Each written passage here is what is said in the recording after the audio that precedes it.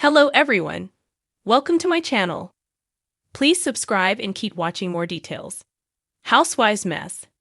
Will Sidora survive the Grenada trip and her RHOA feuds? Sunday's Real Housewives of Atlanta episode was supposed to mark a fresh start. Instead, it served as a harsh wake-up call to Sidora, who may be on shaky ground with nearly every woman in the group. The Grenada getaway was framed as a chance to give back to a hurricane-ravaged island, while also restoring peace within the crew.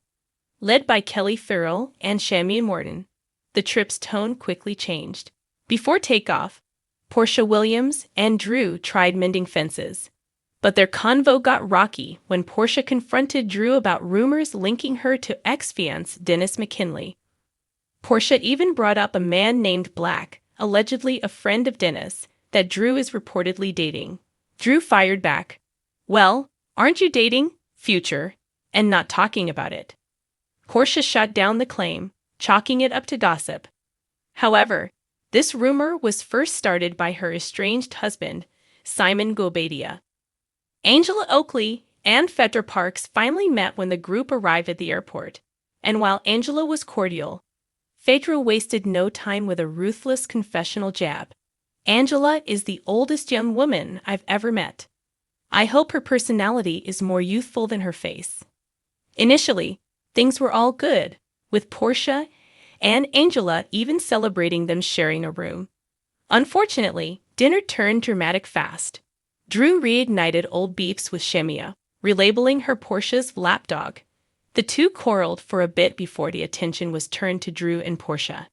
Both ladies, seemingly tired of the season-long drama, finally agreed to bury the hatchet. Then Kelly chimed in, accusing Drew of clashing with everyone but Cynthia Bailey, leaving Drew baffled, especially since her real support came from Angela. The Grenada trip revealed layers to Sidora that viewers hadn't always seen.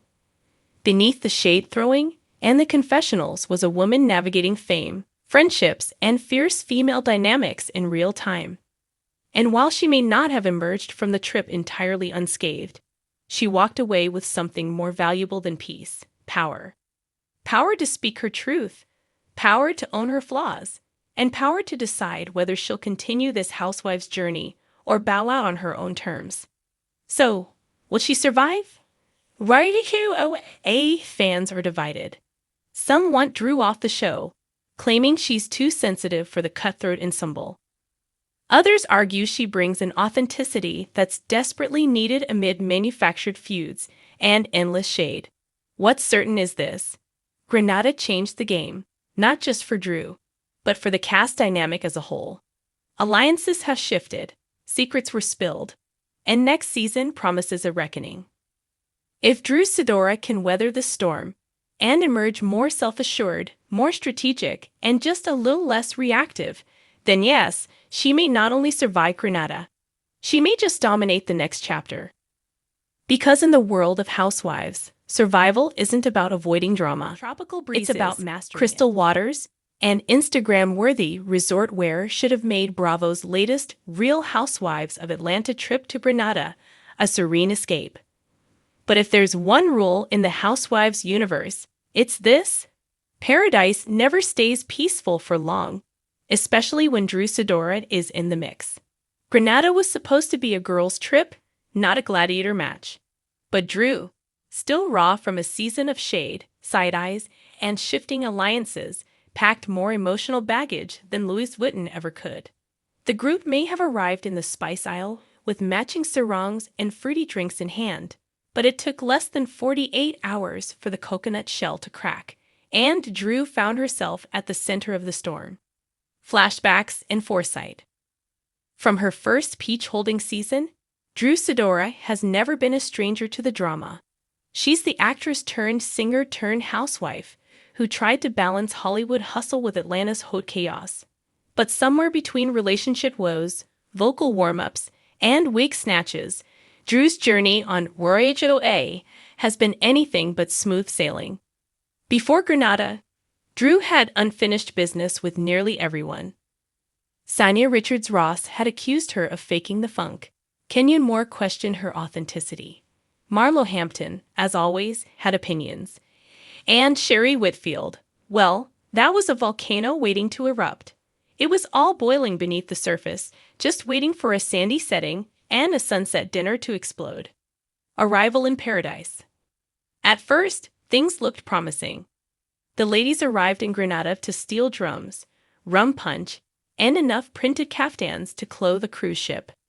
Drew wore a smile as she stepped off the plane, a tropical flower tucked behind one ear and an air of foxen radiating from her spirit. She came prepared. "I'm here to clear the air," she told producers in a confessional. "But I'm not about to let anyone play in my face." Famous last words. 9-1's welcome dinner started light. Flirtatious waiters, grilled lobster, and obligatory toast to sisterhood. But as Bravo fans know, nothing good happens after the third toast. That's when Sherry raised her glass and said, "Let's be honest with each other this trip. No fake stuff, no passive-aggressive energy.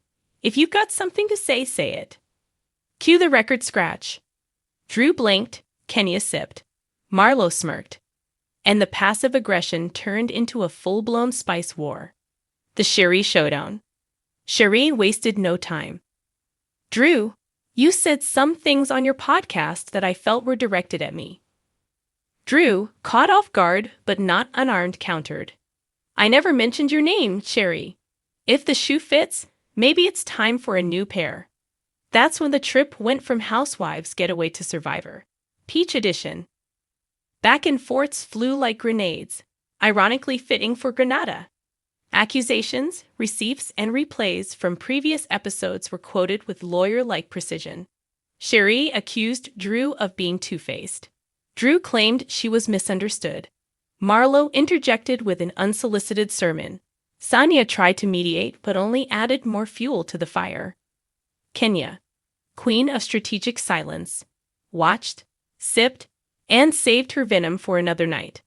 By the end of the dinner, Drew had stormed away, microphone still clipped, muttering, "I'm not doing this," to a production assistant. The emotional unraveling. The next morning, Drew was notably absent from the group yoga session. Cameras caught her in her villa, mascara smudged, venting to a producer. "I didn't come here to be ambushed. They act like I'm the villain, but I'm the only one who's been real." It's that vulnerability, raw, sometimes unfiltered, that's become Drew's signature.